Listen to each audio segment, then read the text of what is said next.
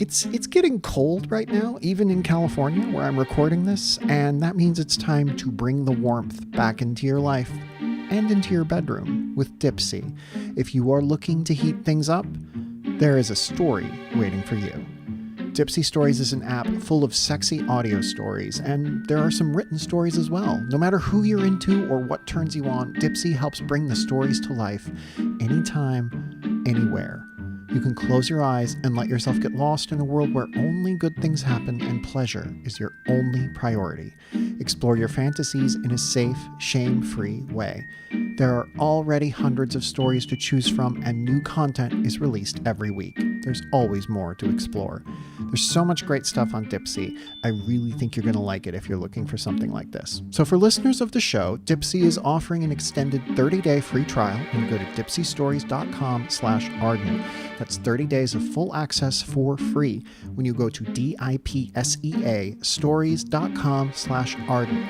That's dipseastories.com/Arden for 30 days free. Great deal. Beatrix Green makes her living by playing pretend. She knows the seances she conducts are fake, but financial freedom for a single woman in Victorian England is hard to come by. So when notorious scientist James Walker makes her a proposition, prove that ghosts are real once and for all for a hefty price, she can't resist the temptation. If you love Sherlock Holmes and Crimson Peak, Beatrix Green is for you. Produced by Realm and written by New York Times best-selling author Rachel Hawkins, this historical horror story traps a group of sleuths in a haunted house desperate to escape the wrath of a vengeful ghost. Part podcast studio, part magical refuge, Realm is the audio entertainment company that creates original fiction podcasts, collaborating with best-selling and award-winning writers, directors, artists, and actors to create the expansive, diverse, and immersive shows. Part podcast studio, part magical refuge, Realm is the audio entertainment company that creates original fiction podcasts, collaborating with best-selling and award-winning writers, directors, artists, and actors to create expansive, diverse, and immersive shows. All 9 episodes of Beatrix Green are available to experience wherever you get your podcasts. That's Beatrix Green, wherever you get your podcasts. Hey, just a heads up, this episode, like all our episodes, is set in prison.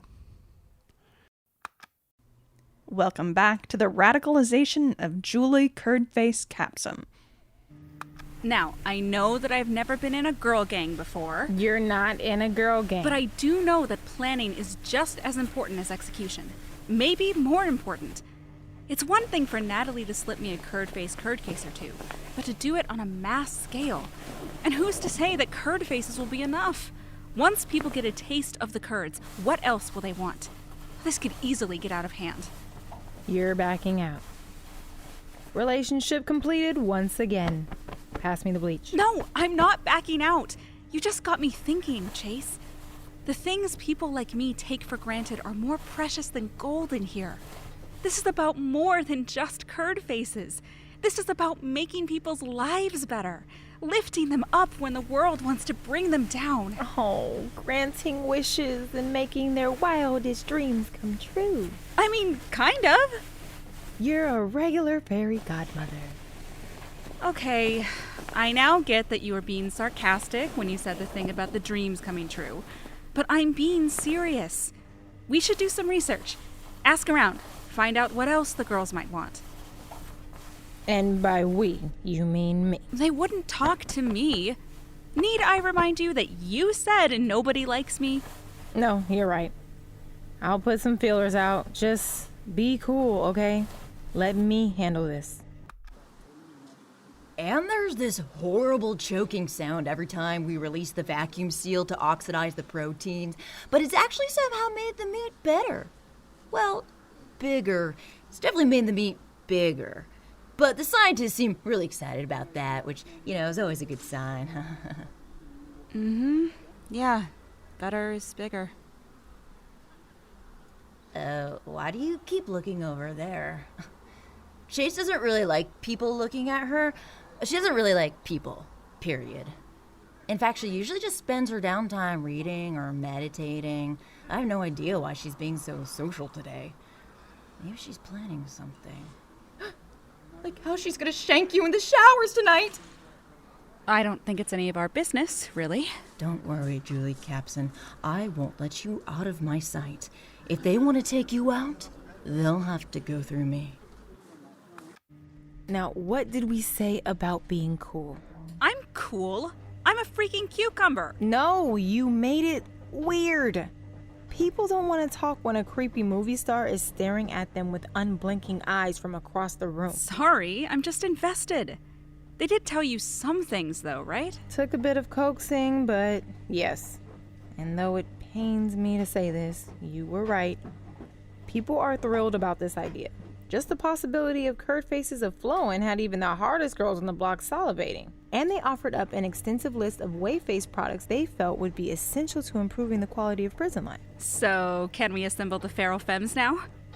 Oh yeah, no can do, Curdface. Chase, I really thought we'd gotten past this whole there's no girl gang thing.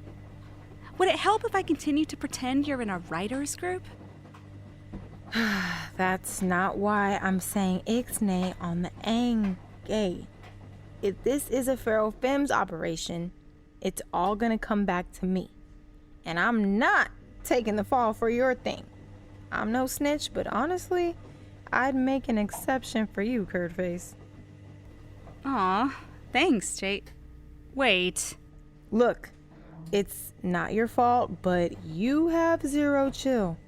If this thing's gonna work, we can't be seen together outside of this room. I hope you realize that every completion of our relationship becomes less impactful. Once again, you're missing the point. I can't have the femmes getting all buddy-buddy with you. To pull this off in a nuanced way, and all the best smuggling rings have real nuance, we'll need to keep up appearances of being enemies. Of me still wanting to pummel you for screwing me out of some plum work duty. All because you couldn't handle some basic complex biochemistry. I thought you said keeping up appearances of being enemies. And just to be clear, my inability to do that job actually made the meat even better. Or bigger. Same difference. They should be thanking me for my short-lived tenure in the lab, not attacking me for it. Look, obviously, I'm not gonna work you in front of everyone. But I can hit you with verbal jabs every now and again when you're being especially you. And what is that supposed to mean? Exactly. Just like that. You get it. So what's your plan, Curdface? My plan? Yeah. For keeping up appearances? I think we're already doing a good job on that one. Butcher Bob was telling me earlier how everyone thinks you're planning to kill me. No, your elaborate plan for smuggling in the Wheyface contraband, that thing you were going on and on about this morning, planning is more important than execution, yada yada. I did my part. We've established the demand. So how are we going to get the supply? Oh. I don't actually have an elaborate plan. I just know that we definitely need one. Are you kidding me? Isn't having elaborate plans your whole deal? Really more like convoluted plans, if we're being honest. But I understand how the two can feel interchangeable. Now, if this was a plan to, for example, escape prison, I could come up with something like that. Bringing in and distributing mass amounts of contraband. Now that's a whole operation that's far more straightforward. Almost like running a business. Or technically a non-profit, I guess, since we won't be charging. But yeah, still not exactly my forte. Fine. Shut up. Just let me think. What?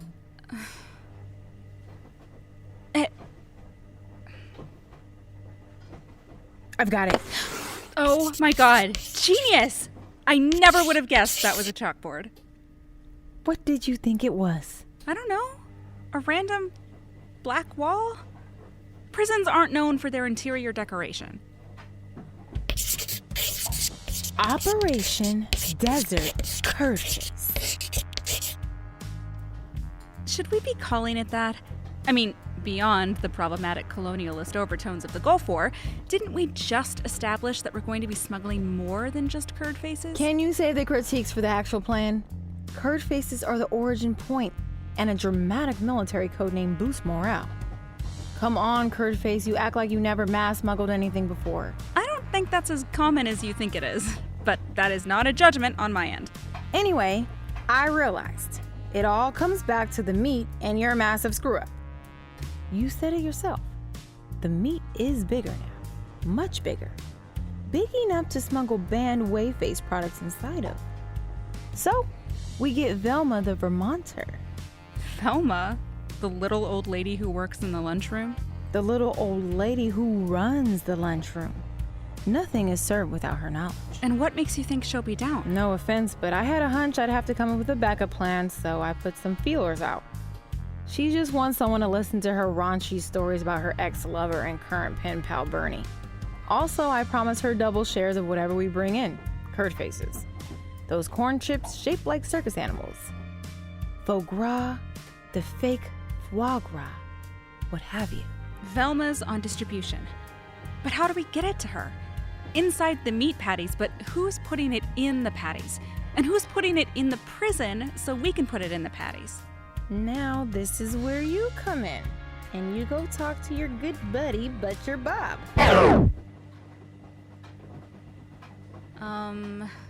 Do we have to involve Butcher Bob?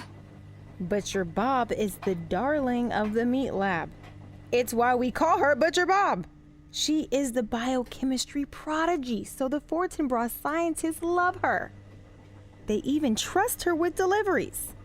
And she's literally obsessed with you, which makes her cooperation all but guaranteed. Yeah, but she's just so annoying, you know? No, I don't. And more importantly, I don't care. She is our way into the prison and into the meat. She would do anything for you. And that also means she would never rat. In fact, I would venture to say that she is the thing that makes this entire plan make sense. But she doesn't make sense. She's so happy. Who's happy in prison? I don't trust her. Well, unless you have an alternative. I'll do it. I didn't know anyone else was here with us. But I'm so sorry. Hi, I'm Julie. Julie Capsom, a.k.a. Curdface. I know who you are. I'm Deb. Chase. Deb. Have you been here the whole time? Yeah, I get that a lot. People never seem to realize when I'm around. That's why they used to call me the Ghostly Assassin. Or, so they tell me. I don't remember much about that dark chapter of my life on account of the retrograde amnesia. Ooh. So, you're planning to smuggle in Curdfaces, huh? You know, I've got a thing going with a Fortinbras guard. He is wrapped around my little finger. And my pointer finger. Really, all of my fingers. Like one of those conjoined knuckle rings. What do they call those? He does everything I ask him to. Oh!